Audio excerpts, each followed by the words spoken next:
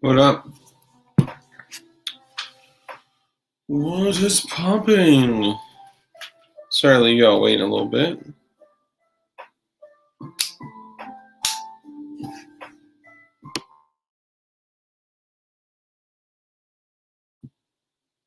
What's up, Valtel? Valtevite?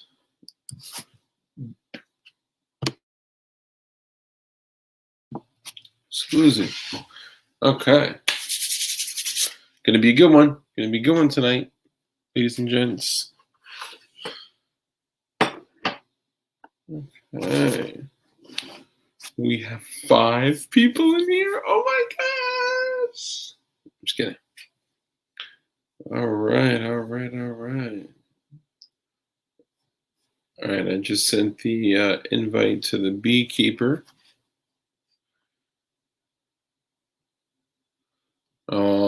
Tell him to join us. Watch this.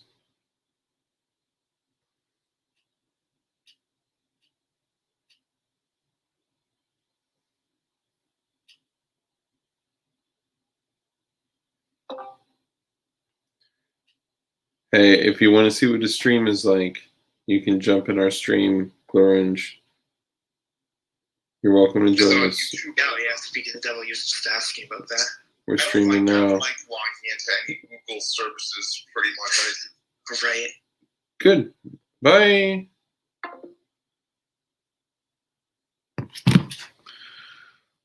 Free. Wow. Free shopping. That's great. Oh, snap. Oh, okay. All right, guys. Y'all ready for the keeping of the bees? What's up, men against the masses? All right, so we have a very special guest. He's sitting backstage right now. He's chugging something. Hopefully that's non-alcoholic. Nice. All right, so we're just gonna go ahead and Gerchop, I'm so glad that you're here. I'm so glad that you're here. We're gonna go ahead and jump in. So everybody, please give a warm, welcoming round of applause to Blue Sticks. Hey yo. Oh, hold on. Can you guys hear me? There we go. Just popped you in. Let's do a quick audio test. Can you hear me? Yeah, what's up? No. My computer's doing it to me again. Hold on. I'm sure your audio is good, but give me 1 second. Okay.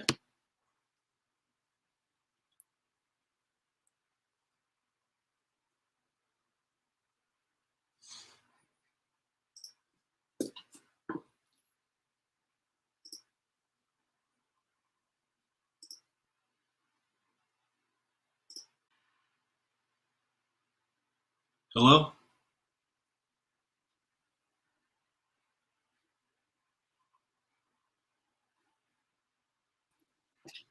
right, let's try one more time. Give me audio test. Mic check. Yes. Beautiful. Love it. How's it going, man? It's going all right. How are you doing? I am excellent, and it's really cool to have you here. It's good to be here. Hell yeah. So I'll remove this banner so everybody knows that this is B6. Nice. So for all of you that may or may not know, this is the one and only Blue Stick. I'm getting a little echo from you. You might need to turn down your volume just a hair. How's that? That is perfect. Cool. Sport Brand said, I made it. Let's begin. It's actually funny how many terrible bee puns that Yeah. So before we jump into it, man, tell me, you found us through what? Through CRS? No. I was God, I don't even remember now. I found Dugan's like videos that he posted, but I think they were old. They were like Booger Eater archives. Nice. I somehow found you guys through that. And I've been following that for a while and slowly getting more and more, I guess, red pilled. I don't know what to call it, you know? we may even be on the black pill side in a way, or I like to call it the clear pill. We're giving people clarity, transparency, which Blue pill. yeah, which can be like sad in a way. A lot of people get discouraged. Yeah. Well, I mean, I value like the truth, and Yep, that's like that's a hard thing to come by nowadays. And the more truth I see, the more I realize like all the lies that are out there. It's pretty intense. oh yeah, it's pretty crazy. The amount of just intentional just fuckery is crazy.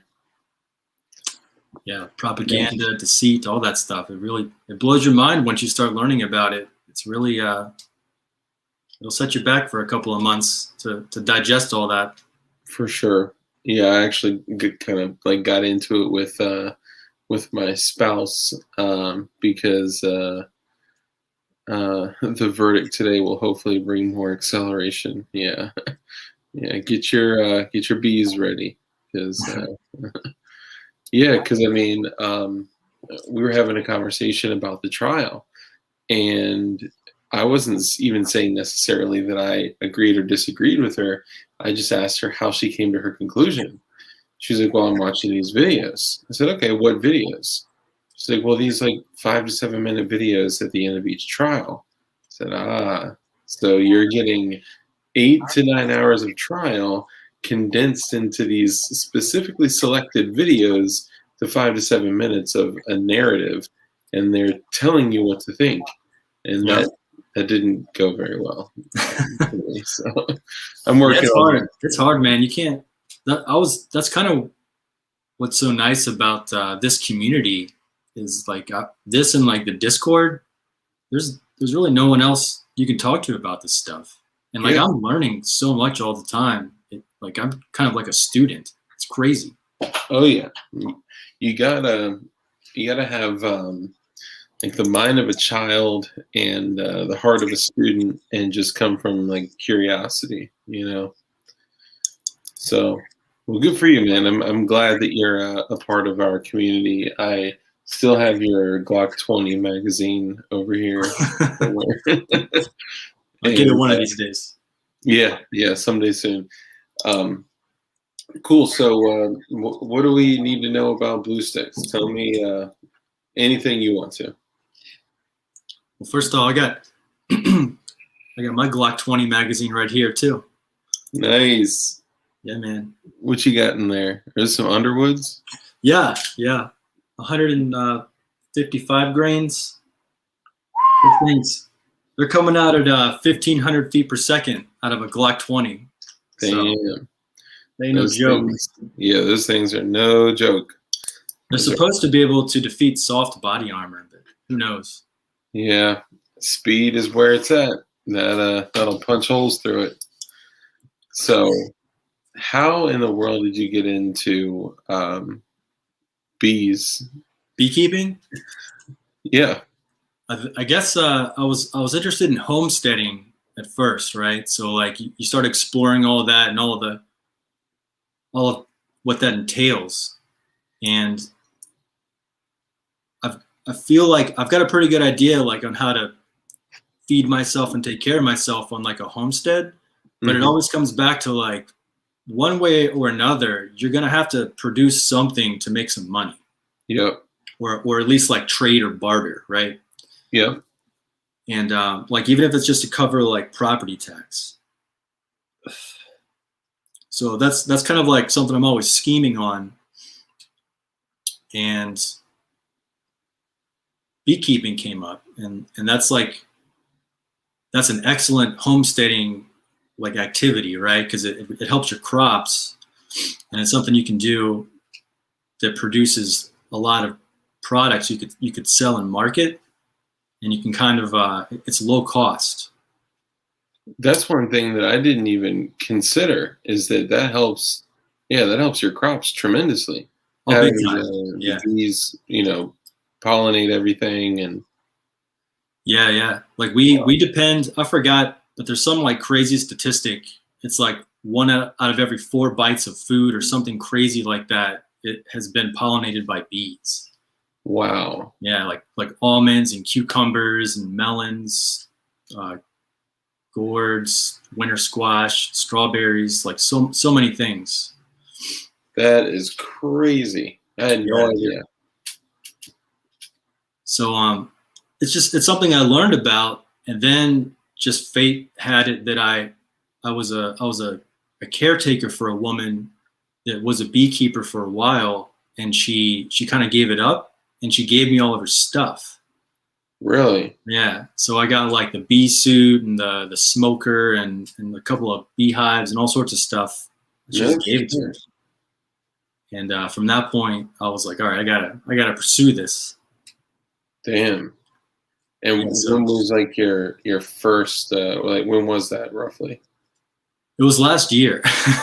Okay. So yeah, I'm not like a you gotta do a dark disclaimer here. Like I'm not like a bee expert, right? But Yeah. I'm more of like a bee enthusiast. You know, I've got some experience with like catching bees and beekeeping, and I've got a lot of general knowledge. Dude, But like I don't have like an apiary. An apiary is like a whole bunch of hives and stuff like that.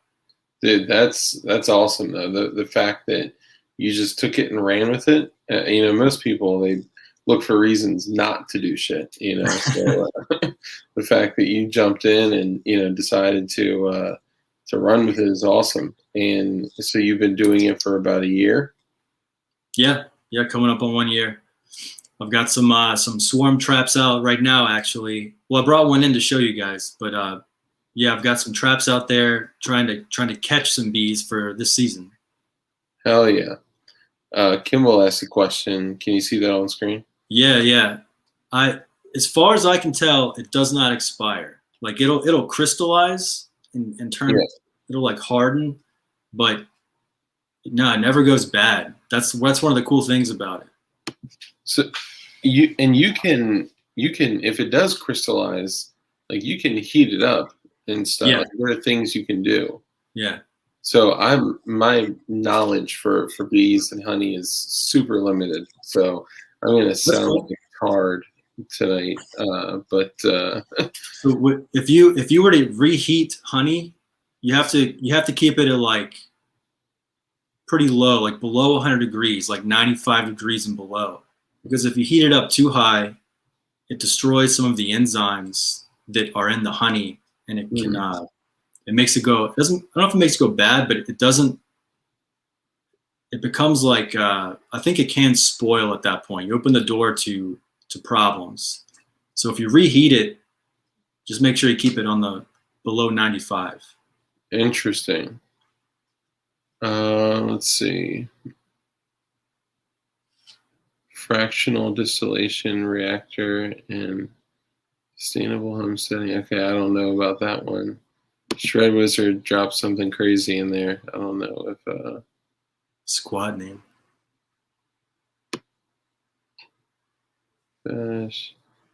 Beef jerky and honey. Hell yeah. Honey and rice, both found in the tombs, still edible. Damn. If I turn you up, let me know if you can hear an echo.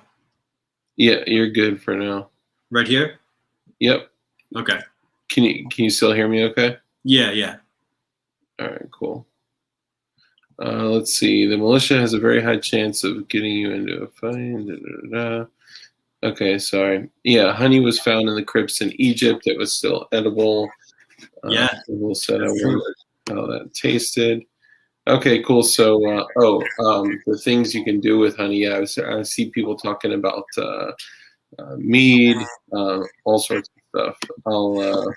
I'm catching a little tiny echo, but a little echo. Okay. a little bit. Sorry. How's that? Let's see. Hello. That's perfect. Okay. Let me know if it's a problem. I'll go get my my headphones. We should be okay. All right, cool. So where would you like to start?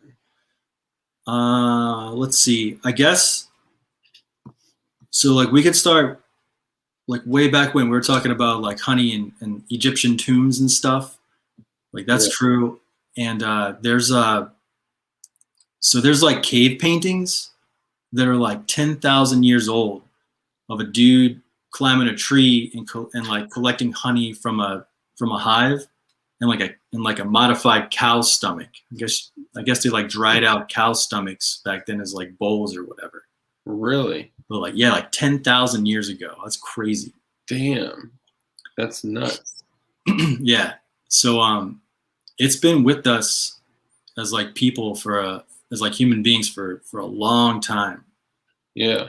And if you think about it, like we kind of take sugar for granted, you know, like white sugar or cane sugar, brown sugar. All that's pretty new. Yeah. So, like, you used to have to go. That was like the main source of just straight sugar. It was like the best stuff. You have to go find a hive. And before beekeeping, bees were so plentiful, you would just like find a hive and you could destroy it and just take the honey. It was no problem. Mm. But over time, like people learned to keep them and like kind of domesticate them, so to speak. Okay. And so that's when beekeeping was born. And it used to be a lot easier than it is now, because now we have like monoculture, pesticides. Bees have been sort of domesticated, like the same way you would like domesticate dogs, or you know, we domesticated sheep and cows and all that. Yeah. Bees are the same way, and we've like bred them for like honey production and stuff, but with that they've lost a lot of their resilience. So there's a lot of problems nowadays. We have all these diseases, and beekeeping is a lot harder than it used to be. Really? But, actually, I wrote down some quotes from like colonial times, like way back when. Yeah. It's crazy. I'll read a few to you guys. You can tell me what you think if you'd like. But these are, so this is from 1835. Peasant families commonly have 1,000 hives. Tending to these hives takes little effort, so the owner can work his fields and attend to other matters. And just to give you some perspective, like a commercial beekeeper nowadays, like a professional beekeeper that moves their hives like around the United States, like 1,000 to 2,000 hives is like that's pretty legit. That's really hard to do. Yeah. So So like, I can only imagine like 10. Like yeah, that's like a very realistic number for like, you know, for like myself or our homestead to like kind of start out. Yeah. But you could have like 1,000 back in the day. That's 1835. Damn. Then in 1853, Russian and Polish beekeepers are among the most successful cultivators of bees, some of them numbering their colonies by the thousands. So that kind of goes into what I just said. And then some in the 17th century, bees thrive and multiply exceedingly. There's a great store of them in the woods where they are free for anybody. So like you used to be able to go in the woods and just find a tree and cut that shit down and get the bees and the honey out of it. It was no problem. Damn. It's not like that now. Yeah, I mean, now, like you said, they've basically been domesticated. Like, can you even find it out in the wild as plentiful as it used to be? Or yeah, that's like the holy grail. Actually, is to find. They're called feral bees. okay, If you can catch feral bees, which is hard to do. I'll tell you guys how to do that if you want. Those are the best. And they're the most valuable because they're called survivor stock. They've gone through natural selection to all these diseases that I can tell you guys about, like varroa mites and small hive beetles. It's funny that you mentioned that because Goy said his friend's bees died from mites. Only the Russians lived. Yeah. God knows what's up. The Russian bees are legit. They're like black and they're from Russia, and they're much hardier. And they have Really? these. Sorry, go ahead. No, I said really. Yeah. I'm just getting excited. No, dude, that's awesome. Keep going. I'm gonna be right here. I'm not going anywhere. But Okay. Yeah, Russian bees are cool. If I were going to buy bees, I would buy Russian bees or Saskatraz bees. what's a good place like to source bees? Like, could you go to like farmers markets or like what kind of places can you find them? I guess that's not a bad idea. If you went to a farmer's market, you saw someone selling honey, you might ask them. But it's actually kind of hard to find good bees. Like when I first started out, I was going to buy bees, and I was going to buy local bees because you want bees that are adapted to your specific area, right? Because there's all different like climates, and the bees are adapted to the winter of your area, and also the nectar flows. So like the way that the like spring bloom occurs and all the local plants, like they're adapted to best harvest that. Mm-hmm. But what happens oftentimes is when you buy bees, you'll go and they're all sourced from like similar areas. So you're really just going to like a third party. So like the guy I was going to buy bees from, I thought he was local, and then I did a little research, and he was just picking up his bees from somewhere in California, which are not. That's not what I was looking for. Yeah. And when you do that, you're inviting a lot of problems if you get bees from a different area, because Like they're often not inbred and they're not selected for your particular environment. So that could cause issues from like, you grabbing bees from California or Arizona where it's, it hot all the time. Yeah. I guess like and I saw someone else ask this question, and Armitage has a good question as well, but how do they do like over winter time? Like, what do you do with them? So they basically hibernate. So like when fall comes around, so like all beehives have a queen, right? And the queen is like the heart of the hive. Like she's got to survive. And when winter comes around, if ideally they've stored enough honey where they kind of cluster together around the queen, and they keep her warm through the winter and eat honey, and that's all they do until the spring. It's pretty intense. Wow. And a lot of people lose their hives over winter that way. Damn. But all like what the muscles they use to fly, they disconnect those and they just vibrate, and they keep the hive warm through the entire winter to keep themselves from freezing. Wow. And that's one of the main reasons they store honey. That's crazy. Yeah. Yeah. It's a special type of worker bee that lasts through the winter. Like bees in the summer, they only last like 5 weeks. But bees in the winter, they have like special fat stores where they're able to survive several months. Damn. Yeah. That's crazy. Yeah, it's intense, man. Bees are intense. Yeah, it seems. I always thought they were complex. I never really respected. Like I always avoided bees. Like even when I was a kid, I avoided them. Like, like I was terrified of them.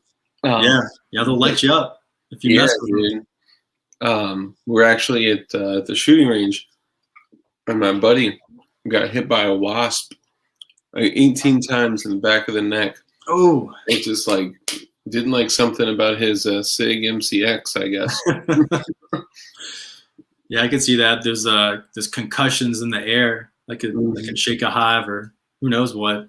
Yeah. Them off. So tell me about the queen. Obviously you hear about like, the queen bee. Like, why does it exist, and what's the like purpose of it? So the queen, there's only one queen per hive. Okay. And all the other bees, they'll, like I said, like during a normal like summer season and spring, like the average life of a worker bee is about 5 weeks, but the queen can live up to 5 years. Yeah, I think it's like 3 years on average. Damn. And she lays or can lay up to 2,000 eggs per day. So yeah, What? just cranking out bees. Wow. So that 2,000? yeah, that's like, I think that's over her body weight. It's intense. Damn. That's nuts. Yeah, it's pretty cool. So like when a queen is born, they feed her royal jelly. So like all the bees start out the same. They all start out as the same kind of larvae. Mm-hmm. But when the bees decide they need a queen, they feed it royal jelly. And it's like a special, like fatty, protein-rich substance that none of the other bees get, and they produce it from their, like in a gland in their heads. Anyways, that's what like stimulates a queen to be born. And then when the queen is born, she's not fertile, so she's like it's called a virgin queen, and she can't lay, she can't lay any eggs until she's got some of that semen, right? So she's got to go take a flight. It's called a mating flight, and she flies out. And there's I can get into the drone bees too. Sorry, tell me if we get. I'll go to like a rabbit hole on you guys. I don't want to. Please keep going. You're doing great. Okay, but drones are male bees, right? So yes. The queen flies up, and there's like, the way it works is like bees are mysterious, and drones, there's like swarms of drones or male bees, and they somehow find the queen, or the queen finds them, and they do this mating flight in midair. So the drone will mate with a queen, and it like deposits its sperm, and then it dies. So they only get to do that once. Yeah. It's almost like the sting. They only get one, right? That's exactly right. Yeah. It's like, instead of a sting, they've got like I don't know. They like to smash, right? That's like that's the one orgasm. One orgasm, and then they're out of there. Yeah. So that's what the drones do. And like, so the queen she'll mate with like 30 drones on a flight, and that's it. Then she's good for like 5 years. And then she can lay up to 2,000 eggs per day off of that one flight? Yeah. Yeah, just that one time. That's crazy. Isn't that intense? That's unbelievable. That's a really vulnerable time for a hive too, because when the queen goes out like that, if she gets like hit by a car or eaten by a bird or something, there's ways the hive can recover and make a new queen, but it puts a real strain on things. Yeah. I mean, what other purpose does the queen like provide for the? I guess I'm trying to understand. From, is it like this may sound cheesy, but like a sense of like leadership, or is there a physical? I guess what other roles does the queen play? It's pretty much. I mean, she pretty much controls the hive through pheromones. So like, it's a really complex dynamic between the queen and the workers, but between what the workers bring in and the queen putting out, they make a balance of like, hey, we've got a lot of nectar flow, a lot of pollen. It's time to lay lots of eggs and grow. And if things change, they'll slow down production and downsize the hive. That guy Jerry Elliott, he had like 100 hives. That was incredible. He probably does way more than I do. That's intense. So he said he's on 30 acres in Ohio. He said Russian bees are dicks, by the way.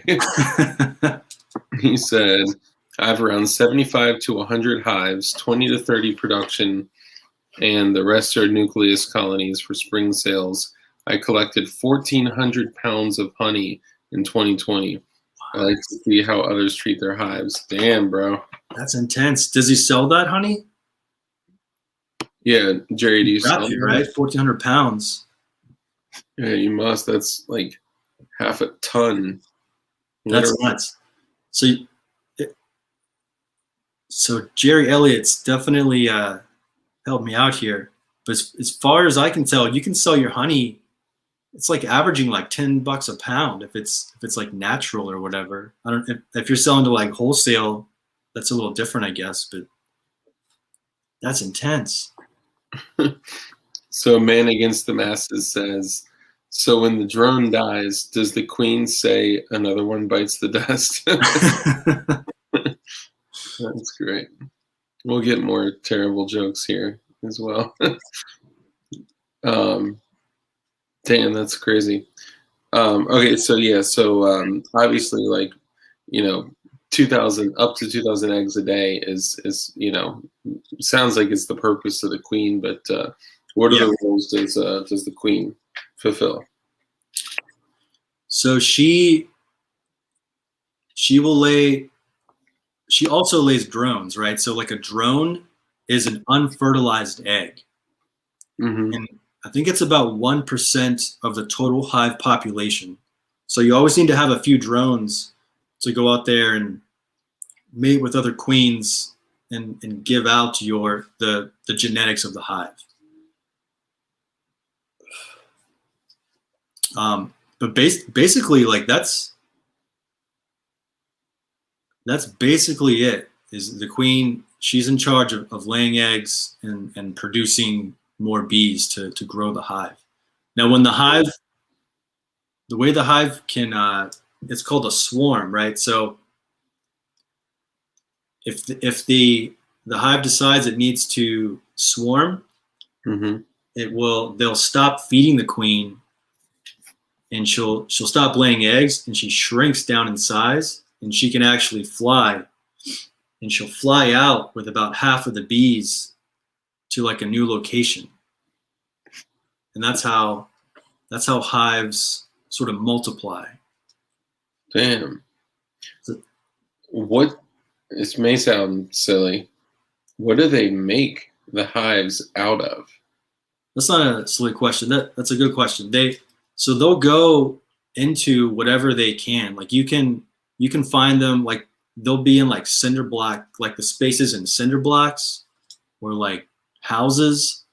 Yeah. Ideally, I think like naturally though, they'll go into like hollowed out trees. Yeah.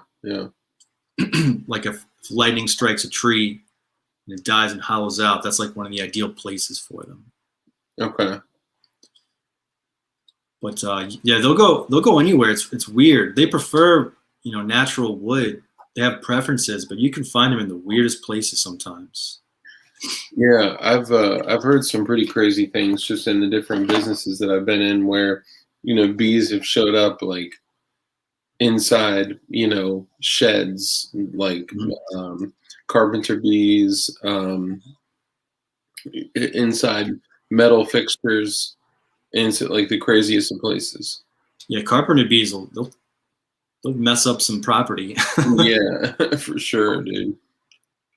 I guess like when you think of like a cartoon beehive, you see a big hive like hanging off of a tree branch. Like, Yeah. What is that made out of?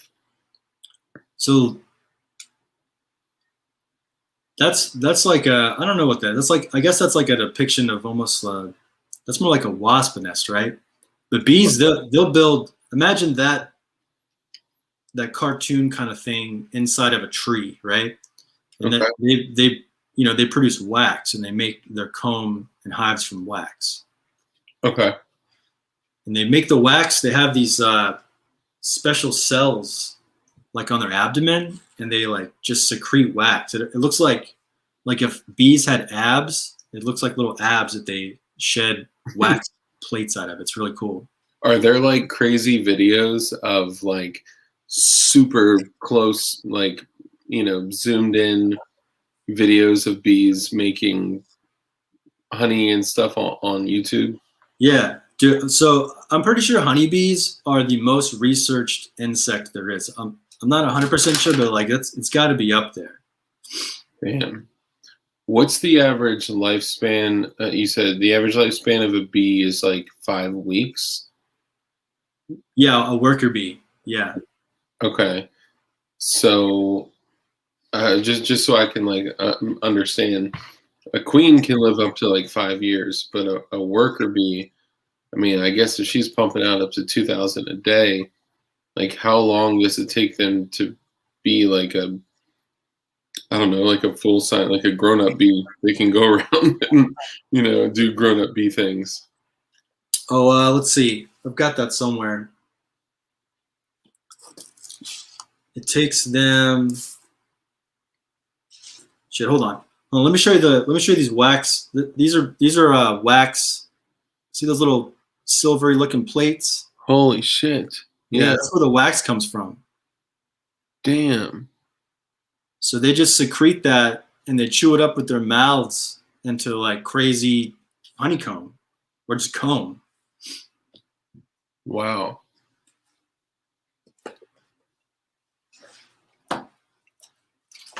So let me see if I can find the bee life cycle for you here. Yeah, and there's some other questions there that popped up too, and feel free. So Armitage asked, "Do yellow jackets make honey?" No, yellow jackets are carnivorous. Okay. So I don't know that much about them, other than they'll go after like your lunch meat, right? And they bring that back to their hive. They don't store or make honey. They do something different for their food. Okay. They will steal, like beehives have to defend themselves from yellow jackets. Really? Yeah, it's intense. They'll like all hives have guard bees, right? So like worker bees have a multitude of jobs, and one of them is to guard the entrance, and they're constantly defending against yellow jackets, ants, mice, skunks, like all sorts of crazy shit. Oh my God! Hold on. So here's an interesting. Okay, so now I gotta pull this up. Hang on for 1 second. It is time to take my We're gonna vitamins. So again, this watch is a quick video together. You may be able to. Hold on. I'm gonna do a screen share.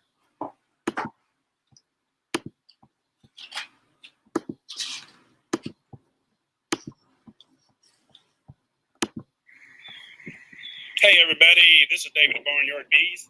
I've been working in the bee. It's chilly. Is that someone you know of? It's probably Barnyard Bees. Yeah, they're a good one. but the wind's blowing. It feels horrible. Okay, here's what I wanted to show you. Last year we talked We're about talking about protecting the honeybees from yellow jackets. Yeah. For us here in North Georgia, it's like go ahead and get your traps out now. And the traps, a lot of people was asking about these traps. And I did a video last year, but I want to do a little fresher video. This is what we use. I got these on eBay for like a dozen of them for $3 or $4 each. I don't remember last year. And this is one from last year, a couple of them that I haven't used and hope he's in. Hold on. You see it right there. I got it tilted up. Let's see if I can away. I'm not even sure if it's alive, but it's definitely a yellow jacket queen. Okay. Damn. This is what you do if you want to get rid of these things come fall through the winter.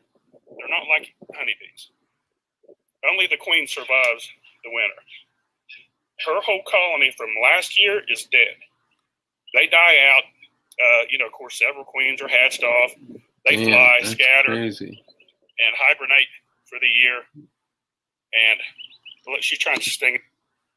Sorry, I just got curious when you said that because I can, I can picture like them trying to like protect their hive from, these little, yellow jackets. Yeah.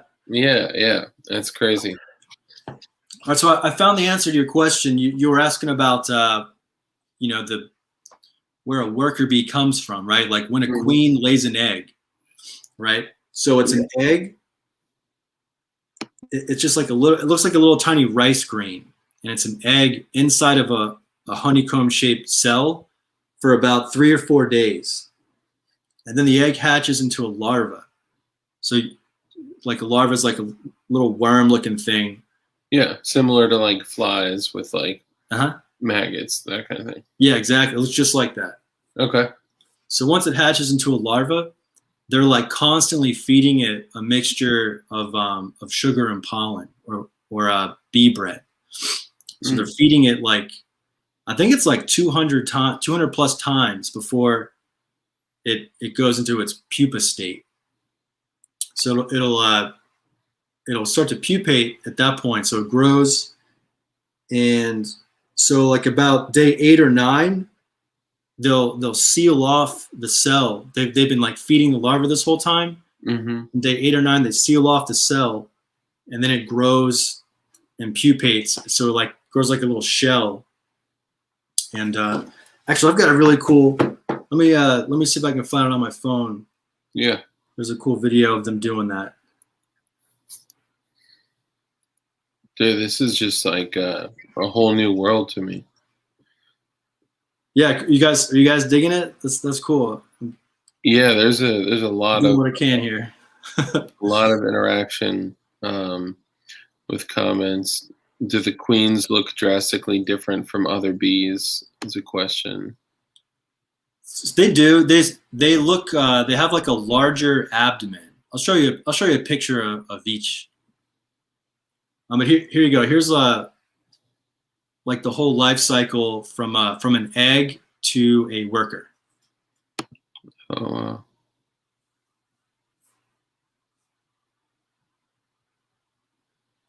So they're feeding the larvae there. Damn. Now it's pupating.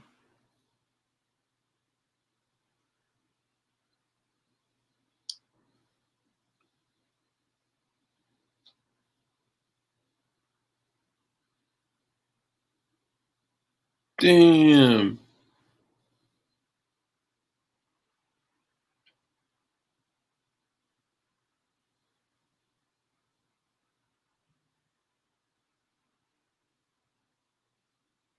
Well, dude, that's crazy. Those are like bee faces. Oh my god! Oh my god! Yeah. Bro, that's crazy. It's pretty cool, right? That's the first thing they do when they hatch. They start taking care of each other and feeding each other. That's crazy. Yeah. So that last part, they had to take off the wax caps to film that, but usually they would be covered up. Okay. Okay. Wow, dude, that's nuts, man. I had no idea. People are saying wasps are bastards. That's from Kimball. Wasps are bastards. Man, they can sting you a lot too. Bees can only get you once. Yeah, whereas like wasps can just hit you over and over and over and over and over again. And seeing that, I didn't understand like how many different types of bees are out there, or even how many different types of wasps are out there. It's crazy. Yeah, it's a lot. Yeah, when we're talking about honeybees, we're talking about like a very specific, kind. Yeah. Let's see if this is any good. So here's a picture. I don't know how well you guys can see that. Oh shit! I turned my phone off. Mm-hmm. There you go. So the one in the middle is the queen, and she's got like a much larger abdomen. Yeah. And the one on the left, that's a worker, and that's like pretty much like 99% of all the bees you'll see. They almost all look like that. Yeah. And the one on the right are the drones I was talking about. Mm-hmm. It's like about 1% of the population, and you only see them once in a while. And their purpose is They're the ones that go out and they bust the nut once. Yep. Dang. That's all they do. And they're like, they live a very privileged life. Like they get fed and taken care of by the worker bees. Yeah. And they don't go out and forage. They don't do anything except just kind of linger around the hive. And then they'll go on mating swarms, like pursuing queens. But it sucks though for them, because if there's like an issue with food, if they're like the hive is under stress, or if it's like the fall season and they need to get ready for winter, they will drive the drones out of the hive. So just fuck off. They can starve. That's crazy. Yeah. It seems like beehives are like their own little country. Yeah, that's a good way of putting it. Yeah. Because like they have like different types of bees, play different roles. They do different things, and they all somehow contribute to the hive overall. And you have someone, in charge. Yeah, I kind of it's kind of nerdy, but I compare them to like a real-time strategy. Like you have to, or like Sim City or something. You have to kind of manage all of the resources in the population, and they all have their specific roles to fill. Yeah. And there's always outside constraints that are trying to mix it up. Damn. So how would one get started? I know you mentioned you came across like the gear and you kind of just took it upon yourself just to start doing it. Like what were some of the first steps that you took, and what were some failures and successes? And if you have like a different idea, direction you want the conversation to go, you have free reign to talk about whatever the hell you want. No, man, yeah, I'm having a great time. Hope you guys are awesome, learning something too. That guy with like 100. How many hives did he have? That was crazy. That guy, 75 to 100 with 20 to 30 in production. Man, so he probably knows all the answers to everything like way better than I do. But I'm gonna do my best here, right? So, no, you're doing great, man. When I got started, like I was gifted some stuff, but you don't need all that. Like the easiest, I guess it depends, right? Like if you have some woodworking skills, it would be best to like build your own hive and kind of get started that way. If you've got like tons of cash but no woodworking skills, like buy a hive. But what I did was I was talking about how I'm not really interested in buying bees, because to get like good quality bees, you have to pay a premium, and you have to do your homework, and you have to pay for them. It's like $100 to $150 for like a package of bees. Really? Yeah. So how many does that typically include? They do it by the pound, right? So like if I bought a beehive and I wanted to like start a hive, you would have to order these things, and they're pretty in demand. Like they'll run out, but you have to order them. And I think it's about like a 5-pound package of bees. Damn. And I don't know how many bees that is, but it's a lot. And it comes with a queen. So you get like this package of bees. It's like a little screened in shoebox, and they'll mail it to the mail, or you can pick it up yourself. And you have to introduce that into your hive, and hope they stay. There's no guarantee that they'll stay, but they probably will. Damn. So it's a possibility that the community won't take to the queen, or the queen won't take to the community, or when you get them together, like the queen and the community, they'll stay together. Okay. If you start mixing and matching, there's a possibility that there'll be problems. But if you order like a 5-pound package of bees, yeah, the general rule of thumb is like you can assume that they're all together and good to go. But there's no guarantee that they're gonna like your hive and stay there. They probably will, but they can just, it's called absconding, and they'll just fly away to a new spot. Yeah. they should probably be like in their own hive, in their own element, because they came from their own like spot together, right? Yeah. If they don't like, if you're not providing like a good home for them or whatever, they'll either die out or they'll leave. So Armitage, I can like hear him in his voice saying, "They mail bees." Yeah, it's crazy, isn't it? Yeah, they'll send them to the mail. That's crazy.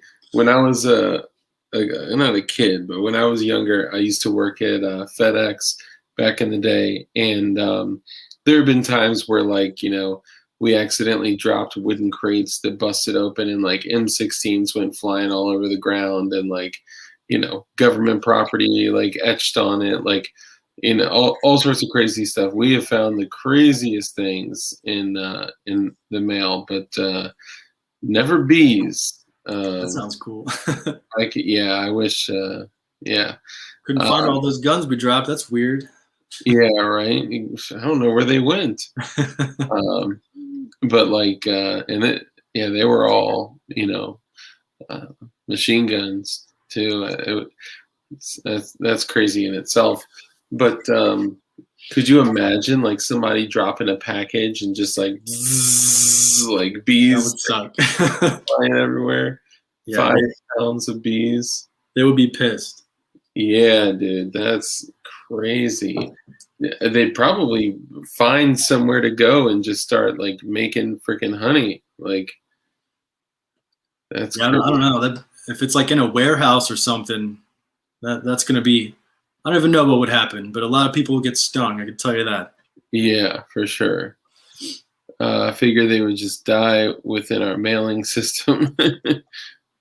Yeah, they can last. I don't know how long they last. It does stress them out, but what they do is they mail them, and they have like a feeder in there, so they can get like sugar water, and they'll feed the queen in this package. It's like a little self-sustaining thing for a little while. But if you want, I can show you. I've got a swarm trap over here, and that's how I got my first swarm of bees. Like I didn't want to pay for them, so I just captured them from the wild for $0. Hell yeah, that's actually several people have asked how do you get bees or trap bees or catch bees in the wild? Jerry Elliott. So Jerry Elliott, he's the same gentleman that had all those hives before, right? That's got to be the same guy. Okay, that is crazy. That's so cool. How long has he been beekeeping? Yeah, Jerry Elliott. We'd love to learn a little bit more about your history too. 3 major honeybee types are Italian, Carnialians, and Russians. I graft mine from Carnialian breeder queens mixed with Italian and Carney drones. I'm hoping to start selling queens this year. Jeez, that's crazy. That's getting pretty advanced. Yeah, there's a whole like subcategory of queen rearing, and you can sell queens. So like if you have a hive and it's not producing, like let's say your queen's like getting old, she'll start laying like spotty eggs, or the hive's doing poorly, or maybe the queen died. You can order just a queen by itself through the mail, and that's much less expensive. What? Yeah, and you can introduce that queen into your hive, and she'll pick up the slack and hopefully get things going. Dude, that is crazy. Yeah. I never would have had any idea, number one, that you could order bees through the freaking mail. Somebody check to see if you can order bees on Amazon, like Next Day Prime or something. Yep. I got beeswax from Amazon. Oh, really? Yeah. That's crazy. Here, I got a visual for you guys. I want to show you the bait hive, so it's something more interesting to look at than my face for a second. Okay. Hell yeah, dude.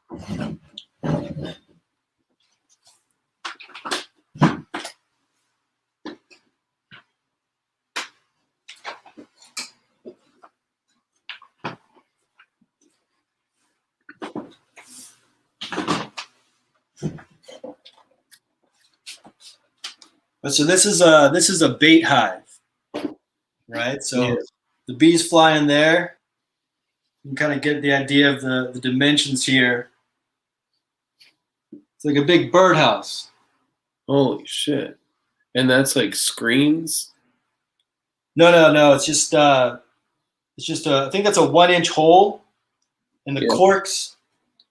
You can still hear me, right? Yep. The corks are just there. Like if there's only a few bees, you would leave one hole uncorked. But if the bee population grows, you can take the corks out, and then they have more access to coming and going. Okay. And what are the sides made out of there? It's just wood. Oh, okay. Yeah. Jerry said 4 years in total. 4 years. Okay, that's cool, Jerry.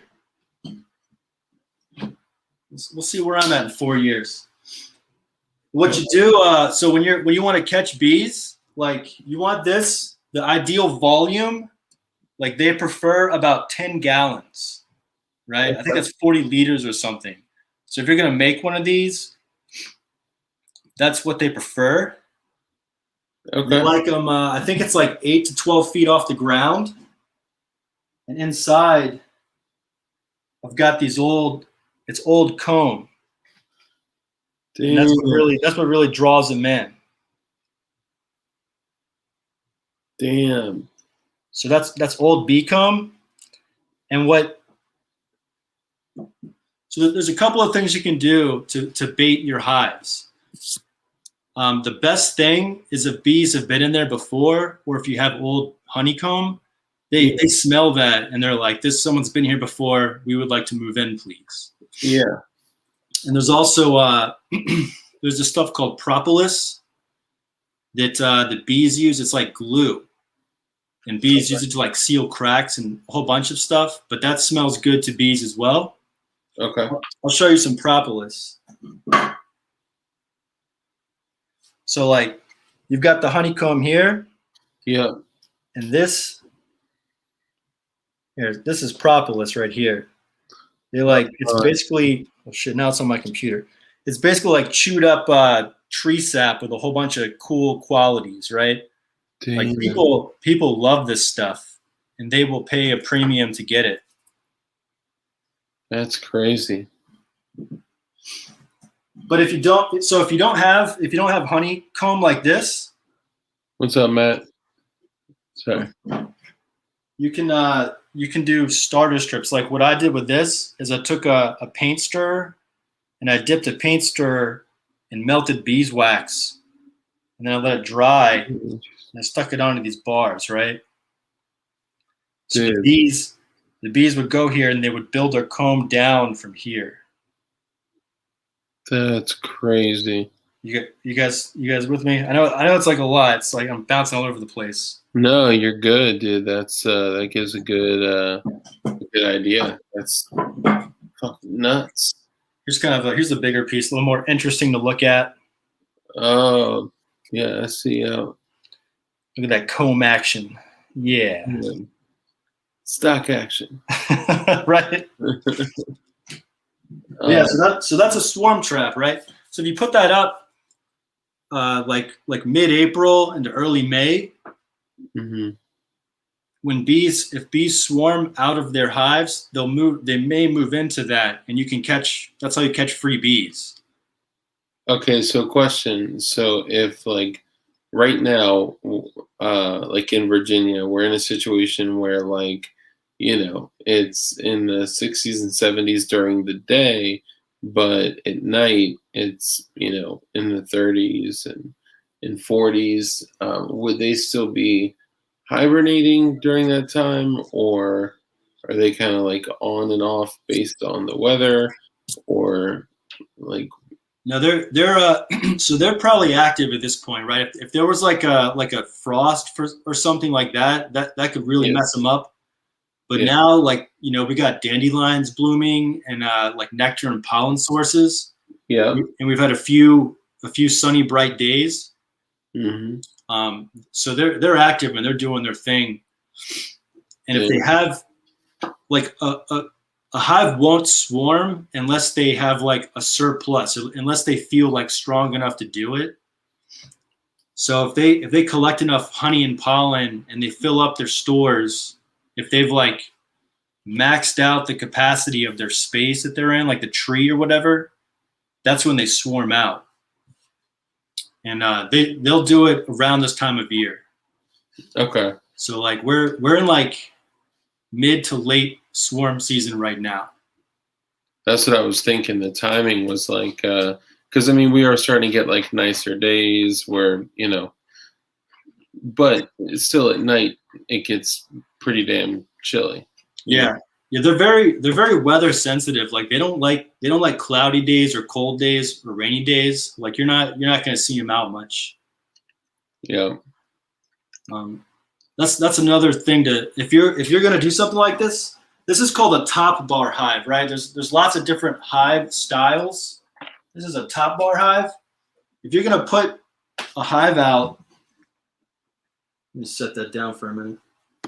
Everyone. If you're gonna like set a swarm trap out, it would behoove you to see honeybees in the area, right? Like they're not, if there's no bees around to find it, they're not gonna move in.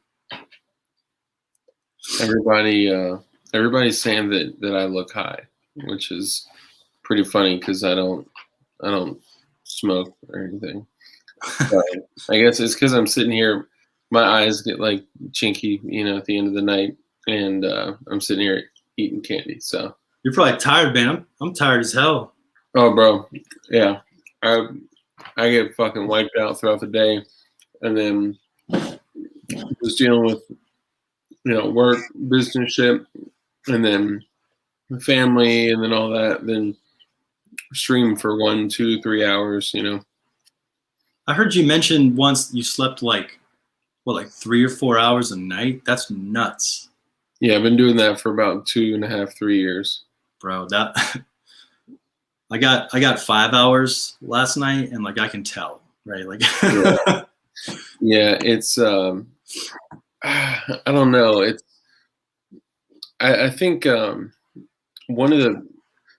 probably one of the healthiest things that I could do right now, and you know, this is advice that I'm giving myself that anyone else can choose to take as well, is yeah, I do. I just have a stone look. I'm sorry. Especially when I smile. If I smile, my eyes just start to close more. But I think the best advice that I can give to anyone else is something that I intend on doing, which is, you know, sleeping for 6 to 8 hours on a consistent basis, and eating healthily, you know, 3 meals a day, 2 snacks a day, and staying away from you know, shit like candy and shit like that. I'm just not practicing what I preach right now. it's hard, man. Like I used to be a big health nut, and then when you wrap in the real world, like it's hard. Yeah.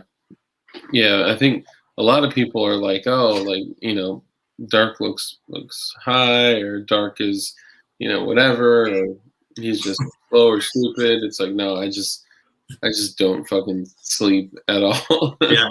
You know, but I make up for it. I wait until I start seeing like little specks and shit like that, and thinking stuff is like bugs. And I'm like, okay, now I definitely gotta catch up on my sleep. What's up, Tara?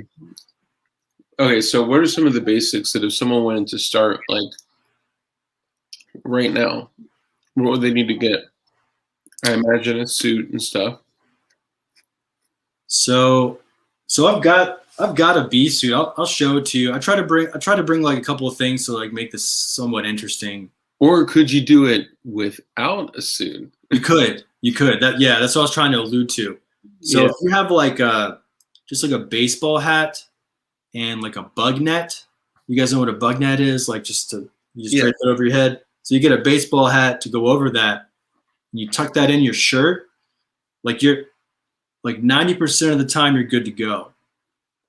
And I got to tell you, like a good half of the time, that's what I use, because those big white like spaceman looking suits, those get fucking hot. Like when you're working the bees, In Yeah. the summer, in the middle of the day, it is hot. Yeah, I could imagine. And if you play your cards right and you smoke the bees and you're cool and they're not being like agitated, they're really mild. Like it surprised me how cool and chilled out the bees are. It's hard to piss them off. Mm, Like you can pick them up by the handful and they won't sting you if everything's right. really? Okay, so here's a question I have. Well, I think it's also like if they're in their element, they're with their hive, they're doing their thing, they'd probably be willing to take a little bit more, like we'll call it abuse, but Yeah, not yeah. abuse. So here's a question: how many times have you been stung? I think like as a as a beekeeper, I've only been stung I think 3 times. Okay. Yeah. And it's like what usually happens is I'll squish them. Like when you're trying to put things back together or like close up the hive, Yeah. they don't really care. I mean, they don't understand you're trying to close that thing, so they'll walk all over the place and you end up squishing them, and they'll get your finger and stuff. It's always on my hands. Yeah. Yeah. And if you're gonna keep bees, I would recommend, like at first I wanted to wear gloves, but you're gonna have to raw dog it, right? Like if you wear gloves, you're not gonna be able to feel the bees or the textures, and really those are really important when you're working in like fine, tiny spaces like that. Did you see by any chance the picture that I posted on Instagram leading up to this episode? No, I don't have Instagram. I wish I need to get it so I can check out your what do you call it, like a channel? Nice. Yeah, look at that. Literally raw dogging it. They're both raw dogging it. Yeah, I just grabbed some stock photos of bees, look at that. and they're just like touching the shit. Like it's crazy, dude. I'm gonna try to one up you real fast. Let me see if I can. Please do. I guess I'm just so blown away at how complex they are. Me Like, too. It took me a while, like again, I'm not an expert, but it took me a while just to like understand like hive dynamics and like the reproductive cycle. Like it's super complex. I yeah. still don't understand everything.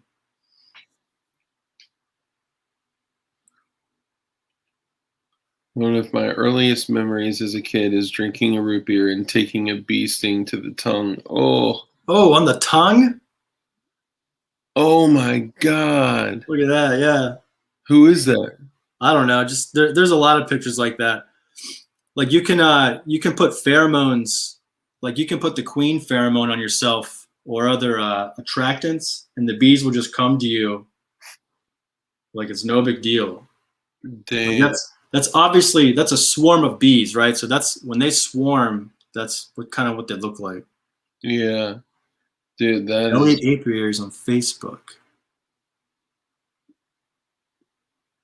if you're interested in queens, my old lady made it last year.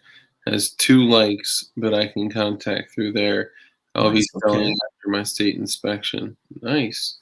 So if you guys, we were talking, I was complaining about kind of inbred bunk bees. It sounds like Jerry Elliott's pretty legit. If you guys want to get started, maybe he can hook you up with some good bees, some good stock. Oh, yeah. Are the bees always free to come and go from the box? That's a good question. And like pretty much yes, right? Unless you get there's something called a queen excluder. There are ways to keep the queen in the box. You can clip her wings, or you can it's called a queen excluder, so she cannot go through, like all the other bees can fit through these certain holes, but the queen can't. Oh, okay. So where the queen is, the bees will stay. But for the most part, the simple answer is yeah, they can leave like anytime. And that's a big part of like hive management, they call it. You've got to like monitor the hive and look for the signs of them getting ready to swarm or abscond, and do something about that. So what could you do if it appeared that they were getting ready to swarm? Like, what could you do? Do you want them to swarm and come back? Do you want them to stay put? Like, what do you do? It depends, right? So like some people, like the easiest thing you could do is you could let them swarm and you could try and capture that swarm, right? Okay. So, and you can do that by putting up that swarm trap I was showing you. Yeah, 8 to 12 feet in the air. Yeah, like in the general area. Or what you can do is called a split. So you can take this. I'll try to keep this like as simple as I can. But if you see signs of a swarm, that means your box is pretty much full. It's a time of season where your bees are going to want to swarm, and there's queen cells, and they're showing all the signs of swarming.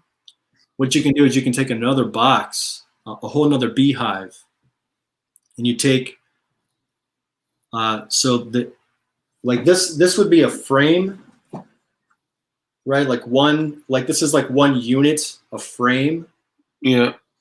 So you can take bees organize their hives with empty frames, brood frames that have the eggs and stuff, Mm-hmm. and, honey frames and pollen frames. I'm making it too complicated. Basically, you just take the hive, Yeah. and you split it in two.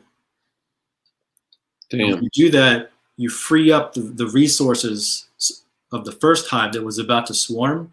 You freed up half of that space is now empty. And Okay. then you filled in half of the space of a new hive. So ideally, you now have two hives. Gotcha. And that's called a split. Damn. And I'm sorry, bee lives matter. I'm sorry, I threw you off a little bit. I was asking, like what kind of things you need to get started, and then I brought other questions up. So, what do you need to start out? So you'll need a beehive, like that. That's for sure. Which you could literally build with wood. Yeah. They can get as simple or as complex as you want.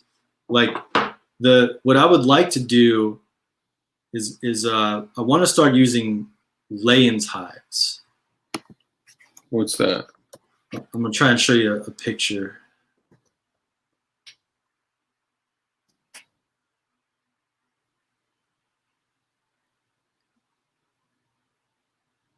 Yeah, and would you need it to be?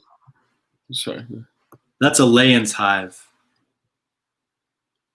Oh, dude, is that somebody posted something recently that said basically that it was a beehive that had like auto like rotating shit that like produces honey that keeps the bees in and like cycling or something along those lines. Oh, maybe. I think. Let me see if this looks.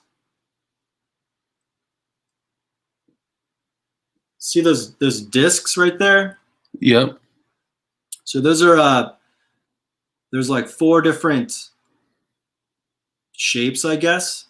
Okay. You can see the one that's wide open. Yeah. So you've got wide open, you've got closed, you've got the dots, looks like a drain. That just allows air ventilation. Okay. And the one with the 3 slots, that only allows bees and no queens. And that will also keep mice out. Oh, okay. So you can manage your different entrances with those particular shapes, right? So like if you want bees to be able to come in and out, but mice can't get in, you would use the 3 slots. But Okay. if you've got a fuck ton of bees and you need them to be coming and going, you just use it wide open. I would imagine that if a mouse got in there, it would get lit up. Yeah. And it would just, No. I saw a photo once of a mouse that had like died. It had been stung to death, like trying to exit the hive. It was all fucked up. That's the first thing I thought of. But you usually, so you only really need to worry about mice in the winter, because if you've got a strong active hive, the mice aren't going to try and get in. Yeah. They're just going in. They don't even eat the honey, which is weird. They just go in for shelter. The mice? Yeah. Really? Yeah, it's crazy. Why the fuck would they not? I would think that would be the reason they were trying to get in there. That's what I thought too. But I swear, like, I'm not an expert, but I did hear an expert say that they don't really bother the honey. Maybe they can't smell it or what, but usually just go in during winter trying to keep warm.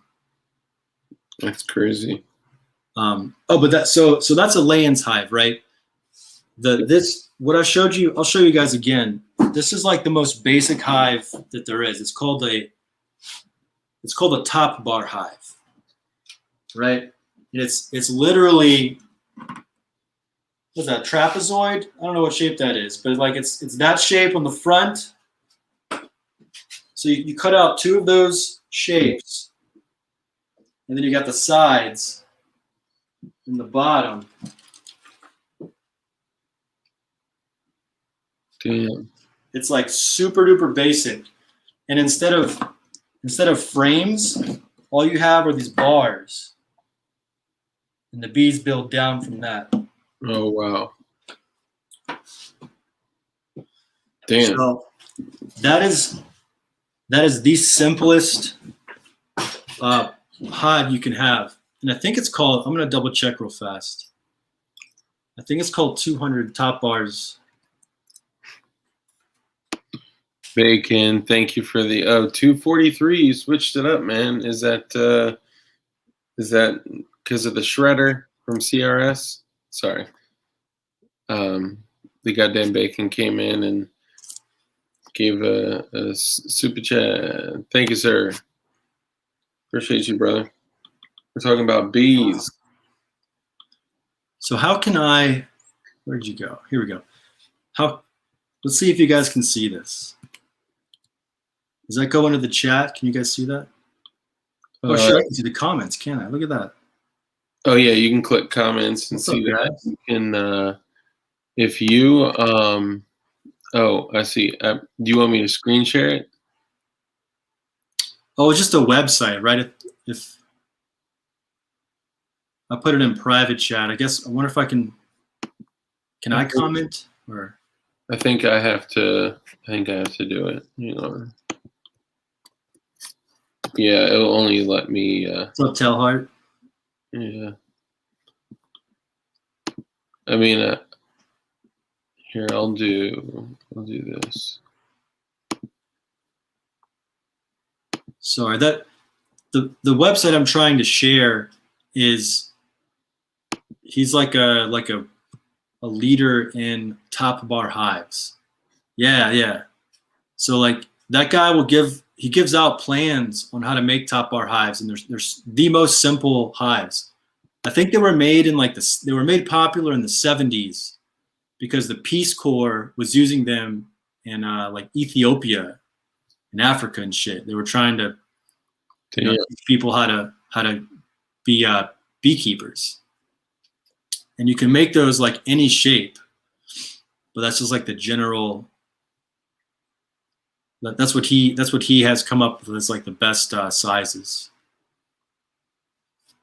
Damn. I've got his book right here. I'm gonna get rid of this thing. You guys got a good look at that, right? Like you can come back and look at it later if you need to.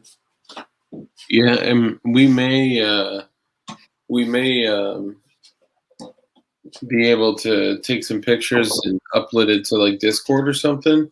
Yeah. Yeah. I had a lot of cool pictures. I was gonna try and when Sigma was on here, he was doing all sorts of cool shit, but I just couldn't wrap my head around it in time. Yeah. Yes, Matt. Bee sticks is blue sticks. Space Texan says, I have a ton of chickens. I That's as close close to bees as I will get. That's funny. Elliot Pierres at gmail.com as well for contact. B6. Are you running 8 or 10 frame hives? Am I? Was that the question? Yeah, are you running 8 or 10 frame hives? So I've got a top bar hive. Let me see. It's like 2, 4, 6, 8, 10, 12. I've got like 17 frames, right? Like for a top bar hive, there are no frames. It's just the top, and it's frameless. The bees build freely down. So probably what that question was referring to is Langstroth hives. And that's the most popular hives in the USA. That's like what the commercial beekeepers use. Really? And yeah, it's like such a standard that you can ask questions like that, like how many frames, because it's like an understood unit. But I have a top bar hive, and it's a whole different like dynamic, I guess, or space. Is that what you would recommend, like starting with? Well, there's pros and cons to all of them, right? So if you want like the easiest, cheapest hive to start with, I would recommend top bar hives. If you want a beehive that is the most popular and the easiest to find information on and the easiest to find like products and accessories to, I would recommend Langstroth hives. Langstroth. And if you want, like this is a bold statement, right? Because I don't have one yet, but from what I understand in my research, if you want just the best hive, like what I would recommend, what I would want for myself, it's called a Layens hive. And that's one of the ones that you described, or no, that you actually showed us earlier, right? Yeah, I showed a picture. Yeah, thought so. Yes, he also did a satanic one. Okay, never mind. Okay, so why the smoker? For I just wanted to show you guys. I had some stuff. I got my smoker here. Holy shit! Oh shit! I think some ash came out of that. Gross. But this is like, so when you're breaking into your hive and you don't want your bees to come up and sting you, you give them a little puff of smoke, and you can put it's not like starting a fire. You don't need to put like kindling and shit in there. You can put like oak leaves or pine needles, and you give them a puff of smoke.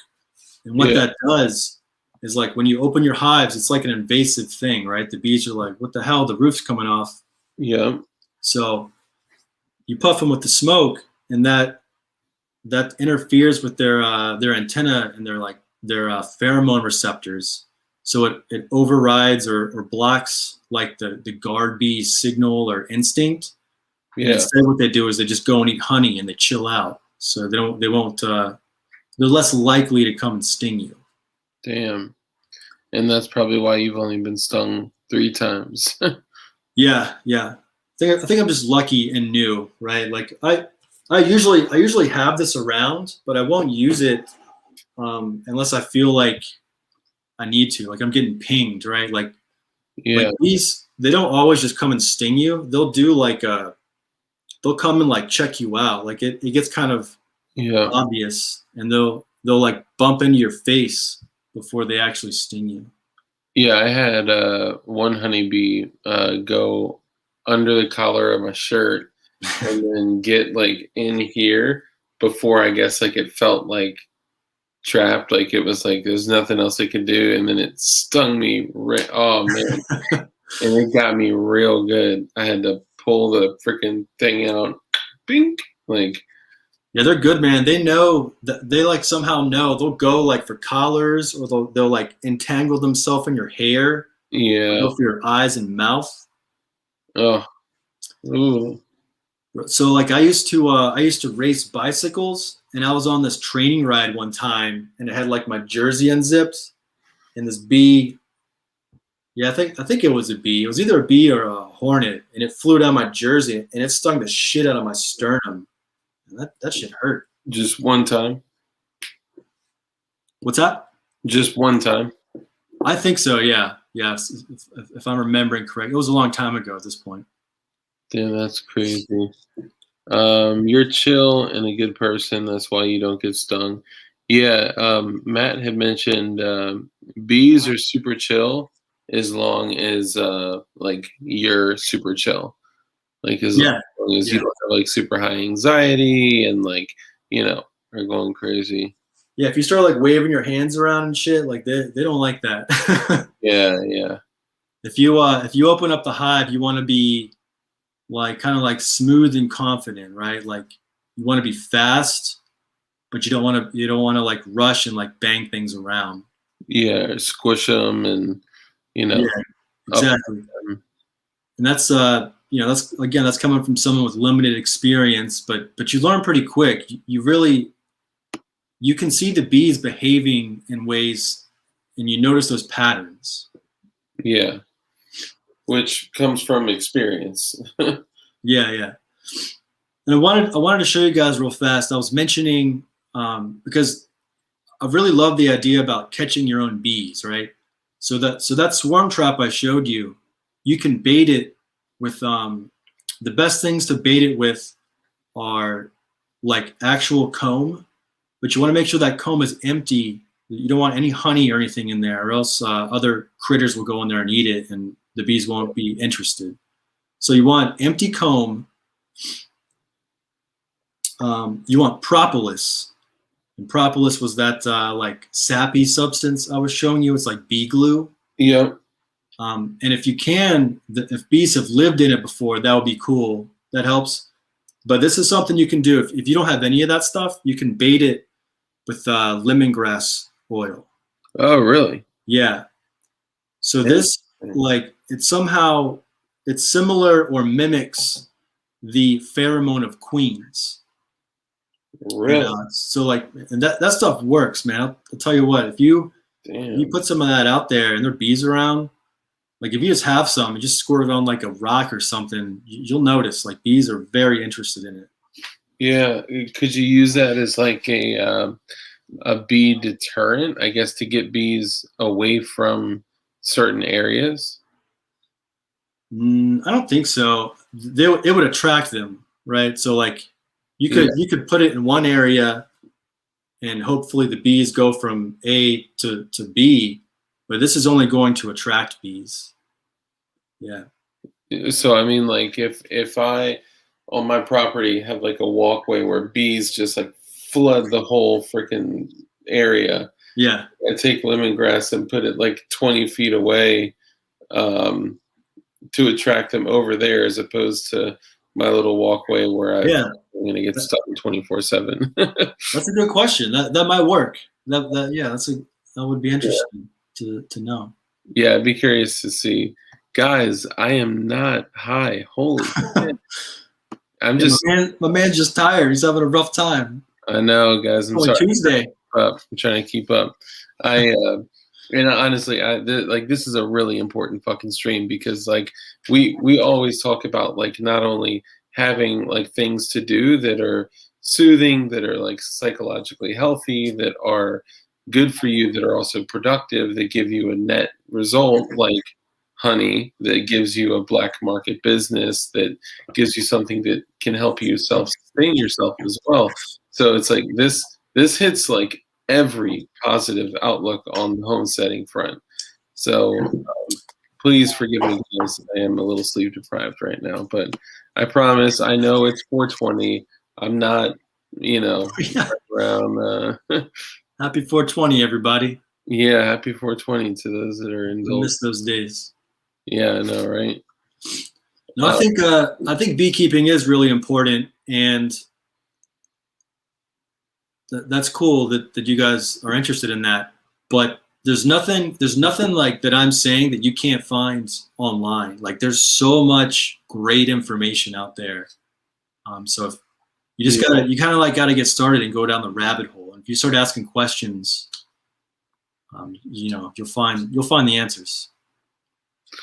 I've seen people run about 25 to 45 production colonies and have been fined. They'll travel up to 2 miles for forage. Yep. That's cool. Man, 45 production colonies. That's badass.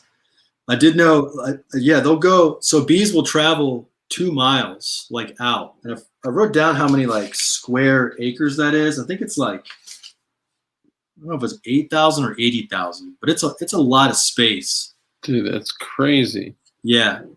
So when you're setting up a beehive, like it's cool. Like what I do is I go on Google Maps and I'll put it on GPS, and you can kind of like visualize like a 2 mile radius around your beehive or apiary, and you can look around to see what kind of what forage there is. Forage is what they go and collect honey and pollen from. Yeah. You can get an idea about what's going on. It's like a lot of concrete or trees or fields or what. Let's see what Kimball says.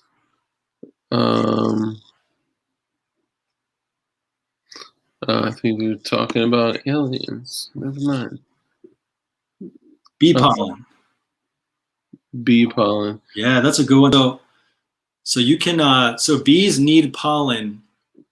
That's their protein source, right? So they collect pollen and they collect nectar. And when they collect pollen, you can see them. Have you ever seen bees? They have like this yellow, they're called pollen baskets. Yep. Let's see if I can find it. But that's where they collect the pollen. And that's different from that little abdomen that you showed, right? Yeah. That's crazy. Dude, I am blown away at like how complex. Right, so that's the pollen basket. See that like wad of earwax on its leg? Yeah. That's how they collect the pollen. And what they do is they'll land. They need the pollen for the brood mostly, right? Like they need pollen for protein and nectar for carbohydrates or sugar.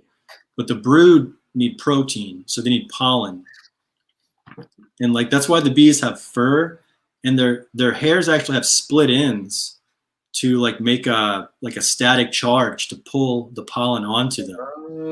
They like rub it under their back legs, take it back to the hive, and they deposit it into cells. Dude, that is crazy. I never would have thought like, because you always see like a little bit of like fuzz on the bee, you know? Yeah. I didn't know that like it served that level of a purpose. Yeah, when you get down to like the microscopic level or whatever, it's they're split ends, which is to make it like a static charge. Isn't that crazy? Yeah, that's nuts. So it just kind of automatically like picks up stuff just by them crawling on a flower. Yeah.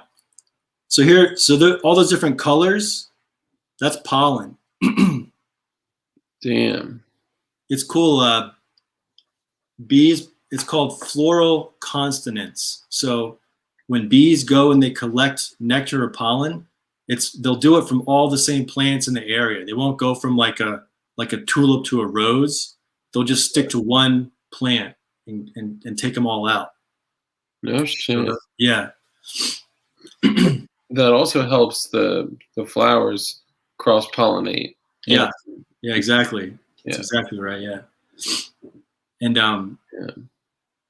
so pollen's like a huge part. It's like half of the equation. The people, like everyone thinks about like the honey or the nectar flow, but pollen is like so important because that's what they need for protein. So I know I need some sleep, guys. I promise. I think what we may have to do, because this is a really important stream. I think we'll have to have Blue Sticks back again to do a B version V 2.0. You should get I keep forgetting his name, but the guy with the actual apiary that does like queen rearing and shit. Oh, the dude, Jerry. Yeah. We should do like three-way kind of thing. Jerry, would you be down to come on here? How many people need to buy your nukes or your queens for you to come on here? Oh, that's a good question. Maybe we can get some guys to commit. They'll get into beekeeping, and we can get Jerry to come on here and teach us a thing or two. Damn, everybody. You know, I appreciate y'all actually like caring about me enough to say a three-way. You say. So Matt Telhart just sent me this bee pollen. Okay, yeah. So is that I don't know if that's pollen. So you can buy pollen to feed your bees if you want to like artificially bump up their protein intake. But people also buy pollen to eat, and that's like a high, yeah. People buy that, man. They'll pay top dollar To eat that shit? Yeah. Yes. If you want to I'll just real quickly go over some black market incomes, Yeah, right? yeah. You got honey and all the products that you can make with honey, like like mead or whipped honey or whatever. And then you've got beeswax, which is awesome. Like you can do so much with beeswax. Yeah. You've got propolis, which has a whole bunch of antibiotic properties, and pollen too. If you eat pollen, that's super healthy for you. And you can treat wounds with honey. Yeah, someone said that, and I looked into it, and I think there's some truth to that. I couldn't believe it. So I don't know if you remember that movie, The Equalizer. He gets grazed, and he's in his little like hidden apartment, right? And he puts a pot of honey on the stove and he boils it, and then so I don't know how realistic that part is, because like you said, when you boil it, it can kill some of the enzymes and all the bee magic all the enzymes get cooked. But maybe it was like a cauterizing of the wound or something. I don't know. Yeah, he may have used it to cauterize it, but I saw that movie. Matt says he eats that shit every morning. Damn, that's what's up. Yeah, but I forgot. Oh, it was. I don't know if you ever watched movies on where they do like FX or whatever, where they have like the little details with. Yeah, he said that'll be. So Jerry said that'll be fun. He'll jump on next time. Hell yeah. Dude, that'd be cool. Dude, that'd be so fucking I'm excited for that. Hell yeah. And I think next time I'll be a little more well rested. You're fine, man. I'm having a great time. I hope you guys are enjoying this and learning something. Oh hell yeah. There's been a lot of engagement, a lot of comments. I don't mean to miss over the comments, but I'm also like really intrigued with like what you're saying too. So I'm kind of That's a lot of multitasking.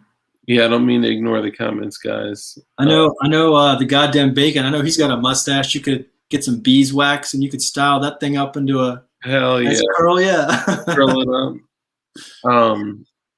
Yeah, so when you watch like the movies on FXX or whatever, it says like little like things when you're watching the movie. It says like little fun facts and shit like that. And one of the things it said when he cauterized his wound with the honey was that honey has a lot of microbial, antibacterial, and antifungal properties, and it can clean wounds.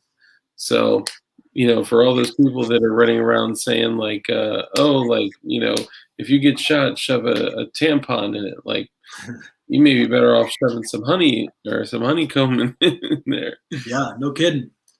And this is not, doctor's advice. I'm just. No, like, I encourage all of you to look into it and see for yourself. But there is some truth to that. In propolis as well, that the bee glue I was mentioning. Yeah. I think you should do it, Bacon. That'd be cool. You'd be like a villain for a night or something, like a villain for a stream, smoking a cigar with some curled mustaches. Oh, that'd be awesome. But the propolis has similar like antibiotic and antimicrobial effects. It's like supposed to be good for you. Or Yeah. if you have like a sore throat, if you chew honey, like you can buy honey that's on the comb, right? Like you can buy just like a chunk of honeycomb. Yep. I've If you seen. bite that and chew it, it's good for you. Yeah, I mean, any time that like, so from all like the shit that I had to do, like in my former professional careers, one of them I was literally public speaking all day, every day, and it has literally made my voice like raspy permanently. But what I would do is I would literally take like a tablespoon of honey and just like, take that thing back and a lot of it is like, good, like local honey. Okay, what's the bee dance? A lot of people are talking about the bee dance. Yeah, I'll show you. It's called the waggle dance. I don't know if you guys can see this or not. That's cool, man. Public speaking, most people would rather die than speak in public. So that's a real skill. Oh, yeah. I've So, spoken in front of 17,000 people before. holy shit, that's badass. Dude, I would no thank you to that. That's intense, man. All right, so like a waggle dance,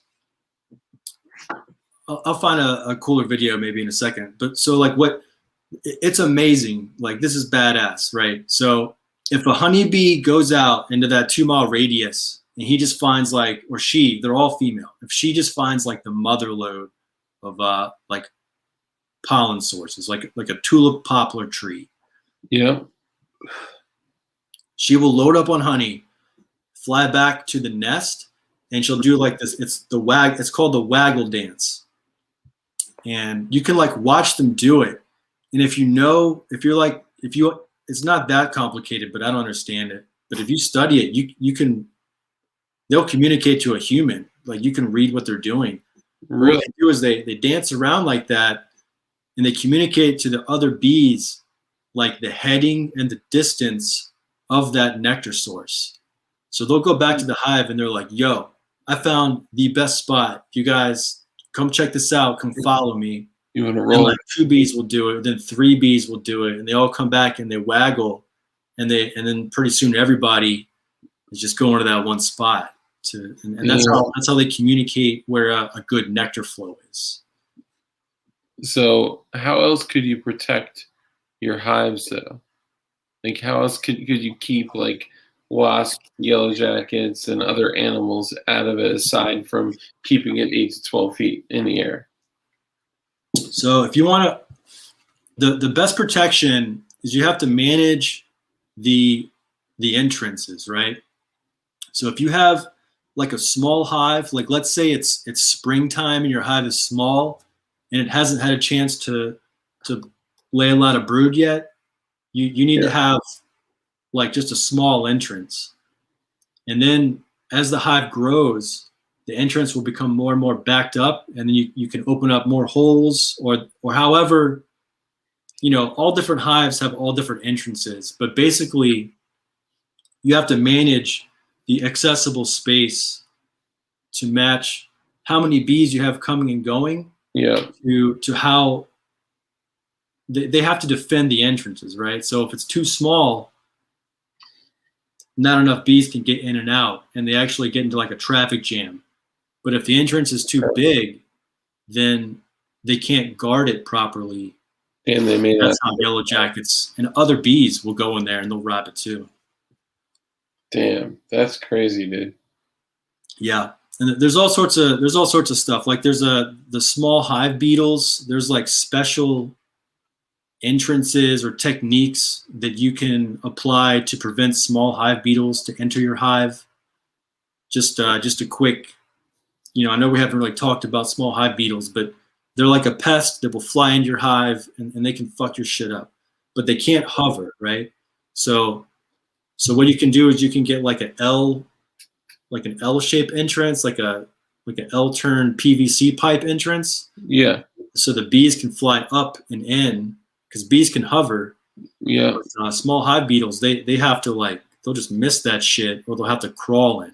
Okay, I see what you're saying. Yeah. And that's just another example of how to protect, the entrances from different pests. But it's hard. Like there's no free lunch, so to speak. Like there's always a trade-off. Always in everything. Yeah. I think I'm getting enough shit from everyone that I'm too tired. But I know we're at about an hour and 45 minutes. Usually we go a little bit longer, but man, I think that there's so much information here that we could break down that like we could have me, you, and Jerry come back on. Yeah, I would love to hear Jerry talk. That would be really cool. Hell yeah, man. And that's I gotta say though, I'm impressed. Like I had no idea that I'm glad. there was that much information.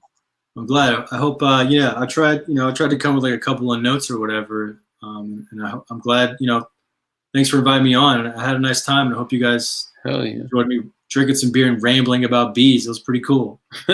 Well, I'll tell you that we got a lot of comment engagement. We've just been floating around 30 or so people in here. But dude, I mean, everyone is very interested, and I think that like this hits every element of being able to do something that's like, you're accomplishing something, you're psychologically doing something that's soothing, you're Homesteading.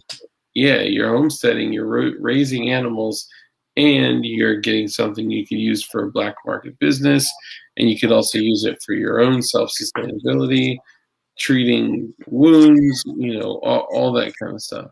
Yeah, man, it's pretty cool. This is like a random fact. It's something that the right and the left almost always are interested in, right? So if you want to talk to someone like you were talking about how you had different political views with like your wife, or you have someone like that in your family. Yeah, bees brings people together. I've noticed. Like everybody loves talking about bees. Dude, it seems like they're like magical creatures. Yeah. Seriously, like they're extremely complex. They're, that's just kind of.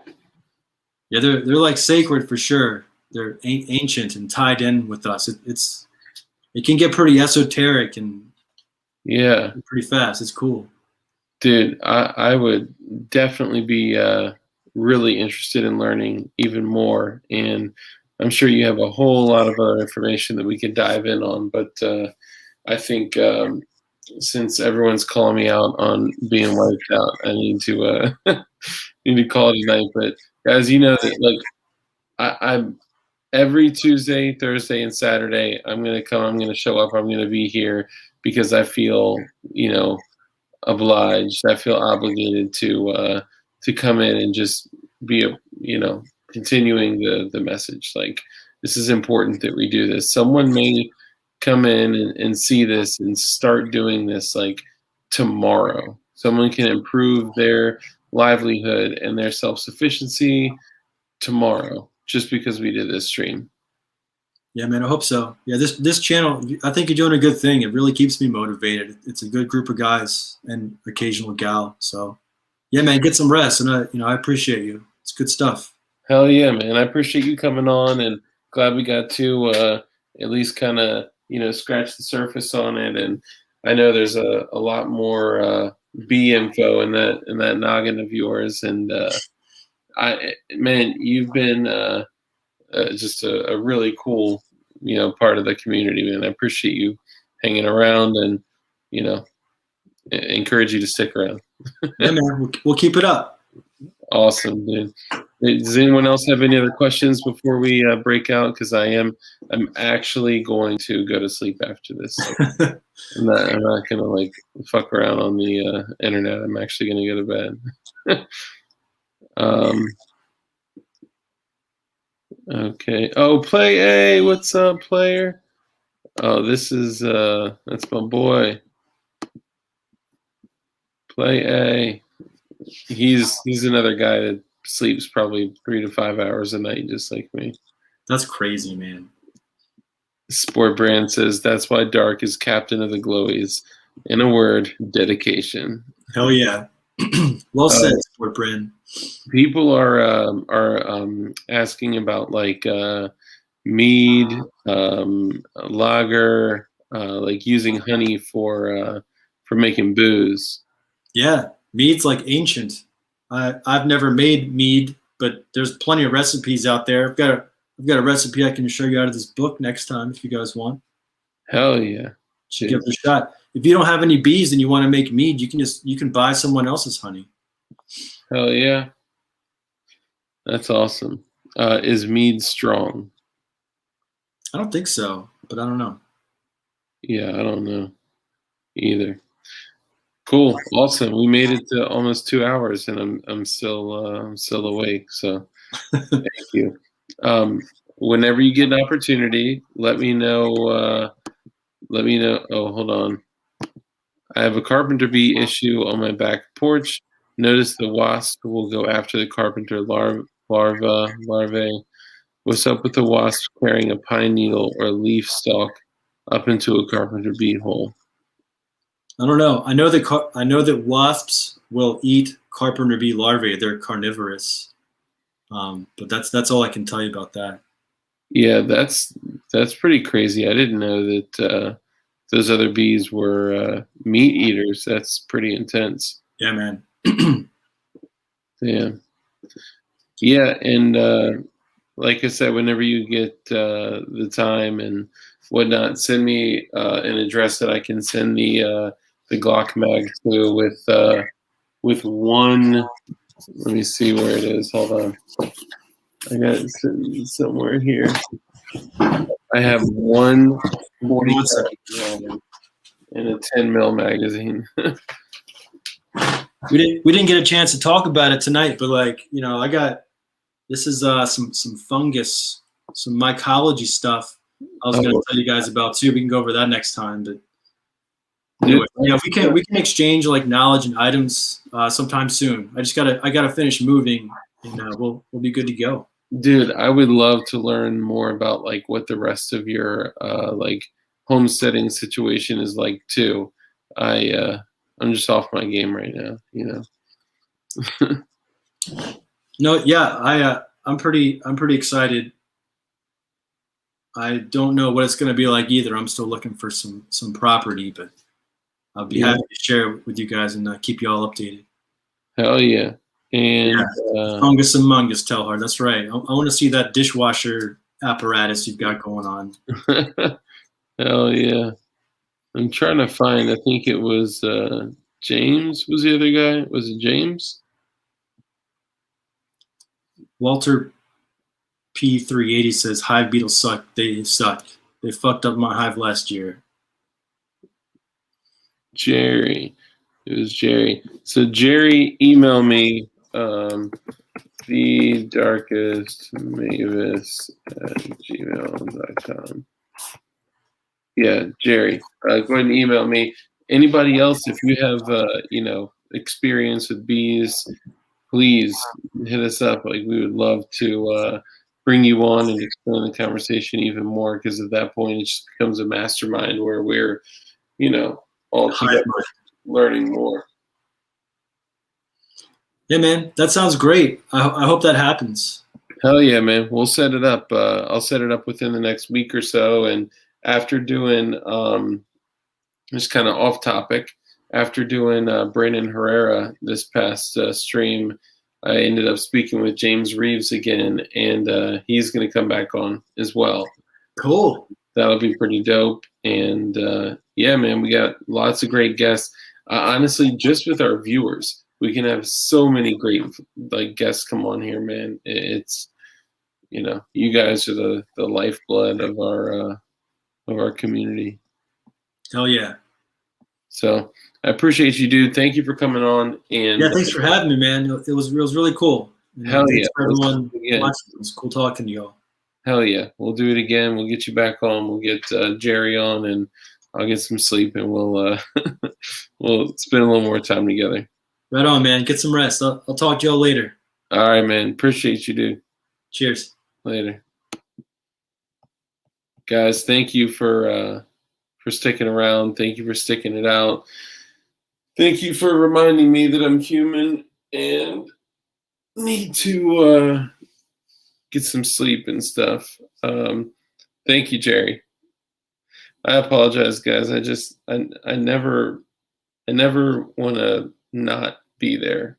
You know, it's really important to me that that I show up no matter what, and I'm always going to do that because I love you guys, and I want to make sure that we get the signal out, the information out, the message out. Oh, here it is.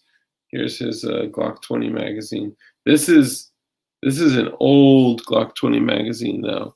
If you guys see, you can't see the steel and the two holes at the bottom. That's how you know this is a second generation magazine. Also, there's only one magazine release on there too. Anyway, so Jerry, what is your Facebook's name for the bees? Yeah, he did share it somewhere up in the chat, or if he's still here, then I'm sure he'll share it again too. Guys, thank you. Peace out. Thank you again for caring about me enough to tell me to check out and go to sleep. Got the plate. Oh hell yeah! Which plate? Dinner plate? I'm just kidding. Are you talking about the plate that you're gonna send me?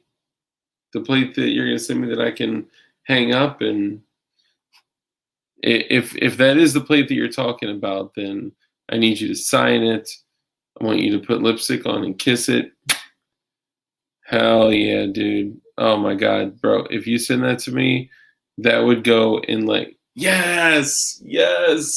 Bro, that's going to go in my Internet Hall of Fame. I'm going to have the Ameriflage shotgun. I'm going to have the plate from CRS hung up. I need you to sign it here. Get one of the, if it's black, get one of the silver Sharpies. If it's silver, get one of the black paint Sharpies. If you could sign that for me, that shit would be awesome. Dude, that's going to go. I'm going to have... So one day, because I know I'm just kind of doing this in my gun room, which I don't even know if y'all have seen, like, I may have some compromising shit out, so I'm not going to spin around now. But basically, this is just my gun room. This is where, like, I come and, kick it and work on guns and, work, like, do, like, work out of. But one day I'll have a spot that like I stream from that's like my like, streaming spot only, and I'll have all my internet archive like historical internet shit there too. Like part of it will be Sport Brands Gucci morale patches. If you guys aren't on it with these, man, you got to get some of these. These are not going to last forever, okay? So for anyone that says they got Gucci gear, unless they got one of these on their plate carrier, they don't got Gucci gear. So thank you guys. I fucking love y'all. Dude, Matt, you're the man. The other Matt, you're the man. If it's black, sign it with this. Hey, did it just get dark in here? That 5.56 shredded that one in the last video. Hell yeah, dude. 45 grain shit. That's just no joke, man. Oh hell yeah, you got a Gucci whatchamacallit too. Love you too, brother. I love all y'all, man. Thank you for caring about me enough to tell me to stop streaming and go to bed. I love y'all. Y'all take it easy. Thank you for fucking coming on and just participating in the chat. This has been dope. And take it easy, be safe, be dangerous, and keep homesteading, man. Love y'all. Big man dark. All right, y'all. Peace.